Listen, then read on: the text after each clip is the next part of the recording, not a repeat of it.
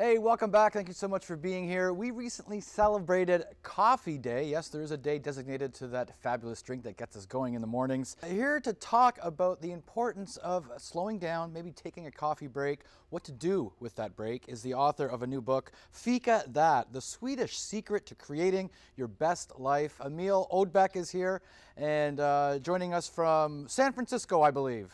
Very close, Santa Barbara. Yes, I'm happy to be here, Bill. Thank you so much for having me on today.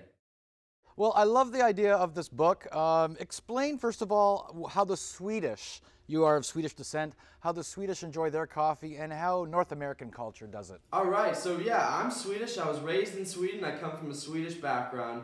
And a very integral part of Swedish society is this thing called a fika. And essentially what that is you sit down with your friends, your co-workers, your family members, whatever it is, and you take 15 minutes uninterrupted by technology or the outside world to basically just sit, communicate, connect, share some coffee, share some treats, and be present in that moment where the focus really is to have a good connection.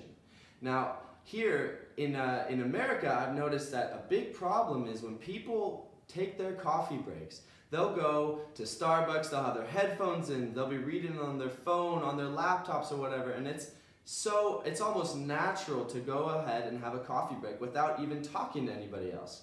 And I think that's a really big problem, as we can see by the statistics. I mean, here in America, 80 million people report not even having one friend to talk to. That's a scary statistic. It's pretty terrifying, and especially when you think about the recent research that shows prolonged loneliness is as dangerous to your health as smoking 15 cigarettes per day. It's been said, the Swedish are some of the happiest people in the world. Is that because there's that social element to their everyday lives? I think it plays a really big part, absolutely. I think that having that natural context in which to connect with other people gives them the opportunity to build the kind of friendships, the sort of connections, and the lifestyle that really encourages a happy life. I think that there's a reason Sweden is consistently in the top 10 happiest countries in the world, whereas America, unfortunately, hasn't been in the top 10 for quite some time, despite our power, privilege, and wealth.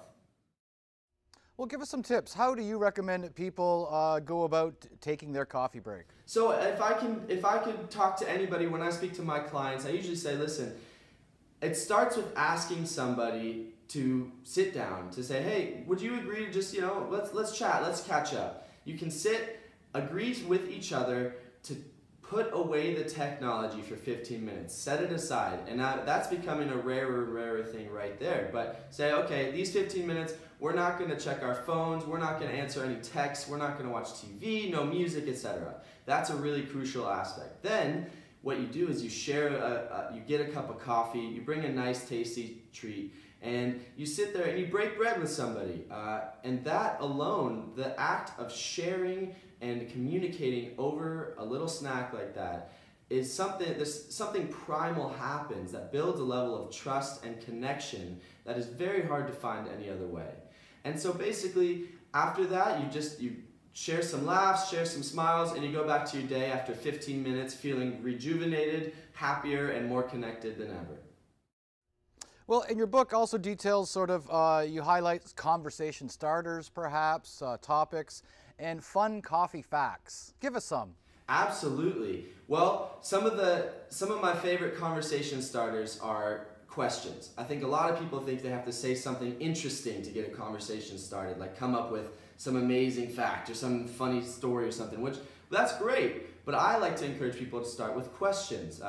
So maybe you're meeting your new coworker for the first time. You can say, hey Bill, I've seen you around the office several times, but I realize I don't really know that much about you. Where are you from? Where's your family from? Is there, I noticed that you drive a Volvo. Are you Swedish? My family's Swedish, stuff like that. Sometimes it just starts with asking questions in an attempt to find a piece of common ground. Once you have that common ground, any type of commonality, whether it's a sports team, maybe your background, your hometown, your high school, whatever it might be, from there on out, the conversation generally starts to flow much simpler. And some coffee facts that are great conversation starters in themselves are, One, there's recent research, one of the biggest studies performed in a long time, I think Harvard actually worked on this, shows that coffee drinkers tend to live longer lives. That in itself proves to me the worth of having fika. I mean, you literally live longer just by drinking coffee, apparently. Interesting information. I'm going to give you the name of the book again, Fika That, The Swedish Secret to Creating Your Best Life. You sound like you are a very positive person to begin with, though. I try to be. Okay. Emile, we thank you so much. Take care. All right. Thank you so much, Bill. It's been a pleasure. I really appreciate it. You bet. Thank you.